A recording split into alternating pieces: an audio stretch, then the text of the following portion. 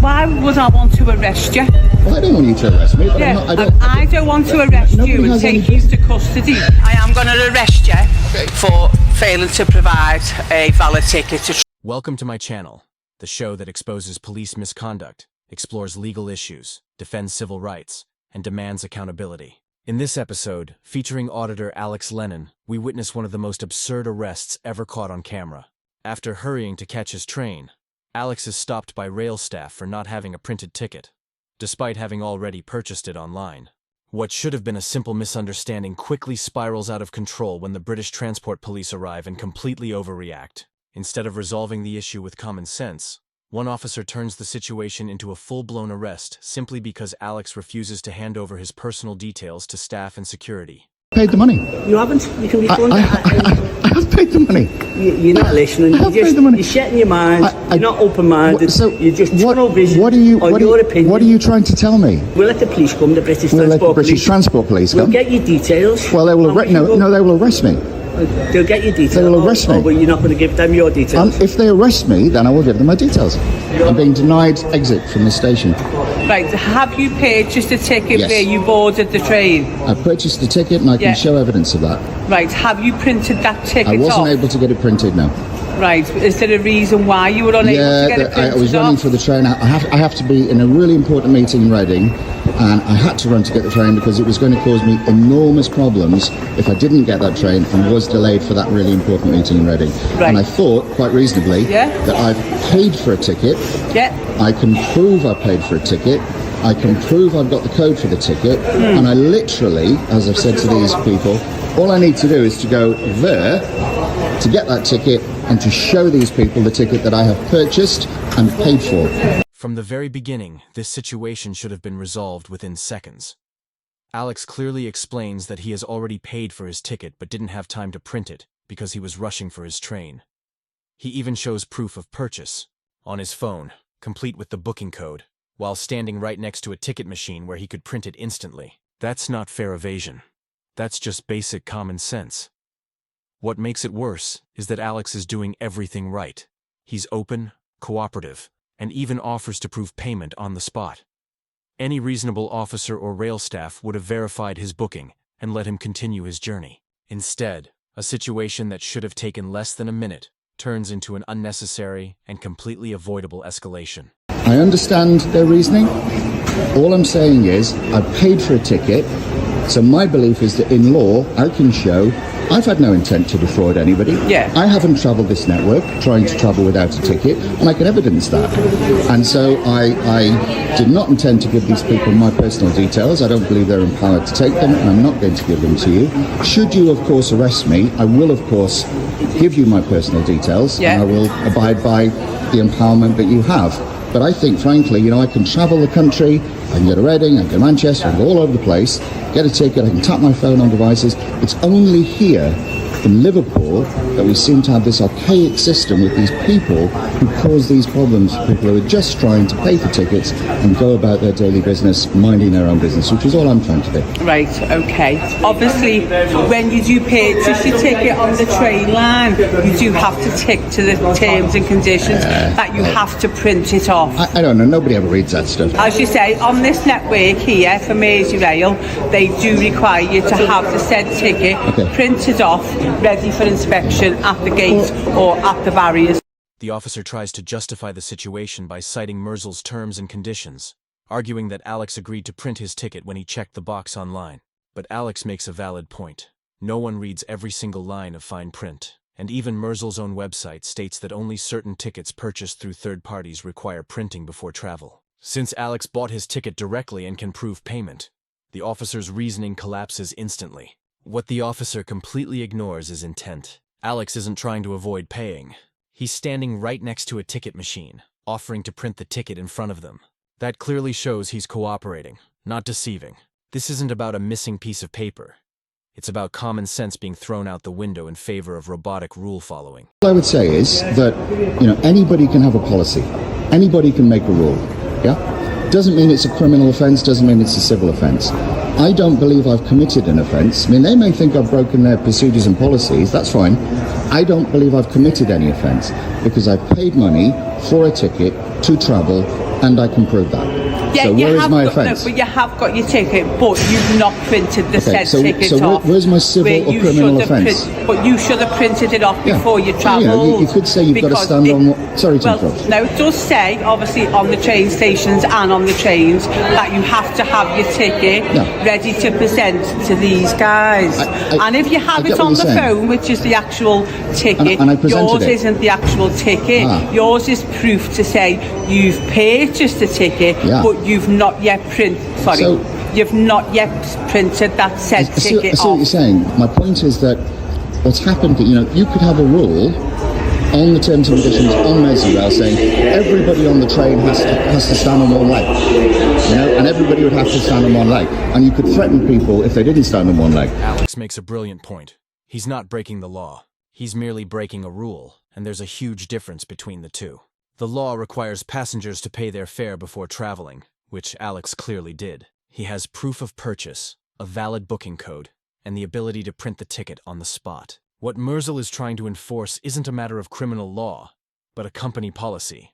And you can't arrest someone for not following a business rule. When Alex simplifies the issue with his sharp one-liner about standing on one leg, it perfectly highlights the absurdity of the situation. Sure, Merzel can make whatever rules they want, but that doesn't give them or the police the authority to treat those rules as legal mandates. This moment draws a clear line between Alex's use of logic and reason, and the officer's blind, robotic enforcement of corporate nonsense. It's not breaking the law if people don't do it. They're breaking your rules. And that's the difference I'm trying to get across to you. This is their bylaws, that it is a ticket period, which we do have to have a said ticket to come onto the station, and for as soon as you board the train, you should have a ticket of travel, unless your train station is closed and then you've taken a picture to say it's closed.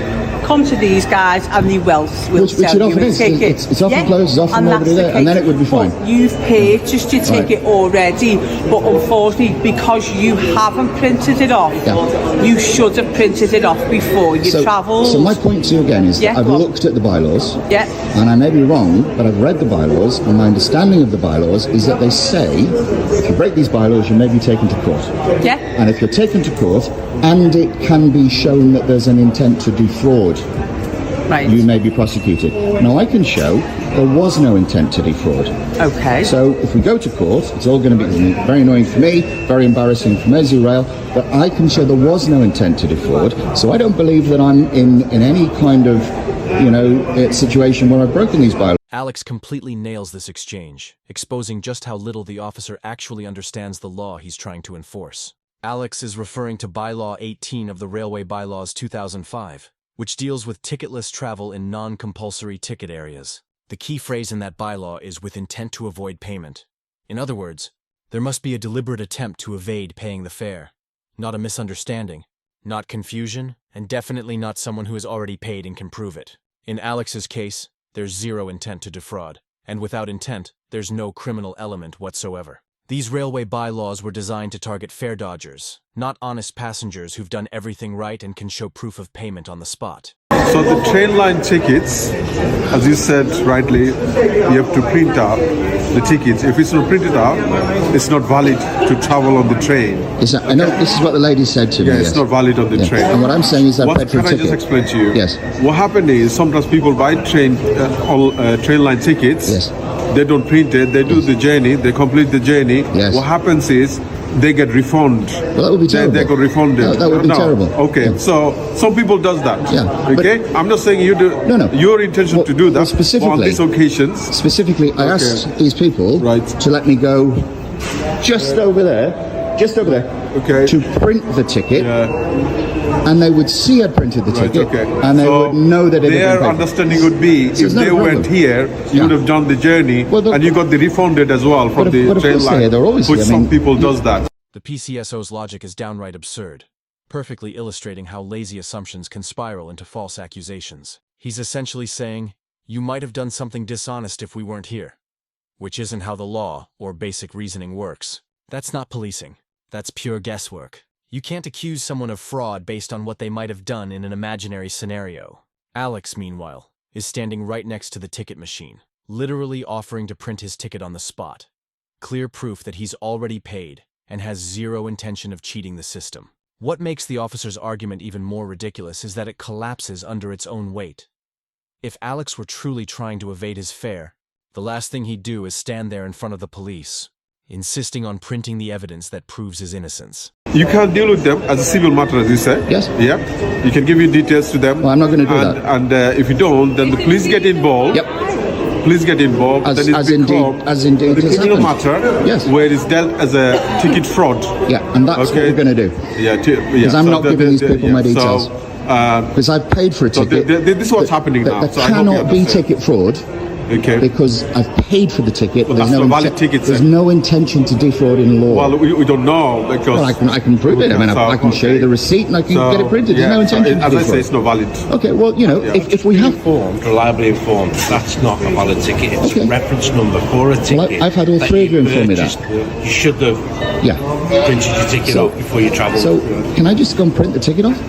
No, you should have done it before you travel. Oh, I see. So, you can't travel without so a you're valid going to take me to court because you won't let me print the ticket. Okay, well, let's do it then. What do we do next? Obviously, you need to provide your details to these people I'm not here. going to. Can I just ask you the reason why you don't want Yeah, to? because I don't believe they're empowered to take them, and I don't believe I have to give them to They them. do have the power to do take your details. No, they don't. They do. They are accredited. I don't believe that. The BTP officers claim that the ticket inspectors were accredited and had the legal right to demand Alex's details is completely false. Ticket inspectors are not law enforcement. They operate under the railway bylaws, which only allow them to request a passenger's name and address if they have a reasonable belief that the person has intentionally tried to avoid paying.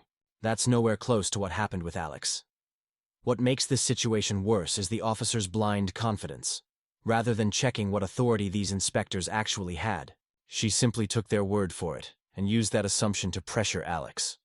That isn't cooperation with a partner agency. That's outsourcing police judgment to people who hold no policing powers at all. It's careless, it's unlawful, and it perfectly demonstrates why public trust erodes, because one officer's ignorance can turn a simple civil misunderstanding into a full-blown, unjustified arrest. If I'm arrested, I will give my details to the arresting police officer when hearing the basis upon which I'm being arrested, because that will then be used in the court of law.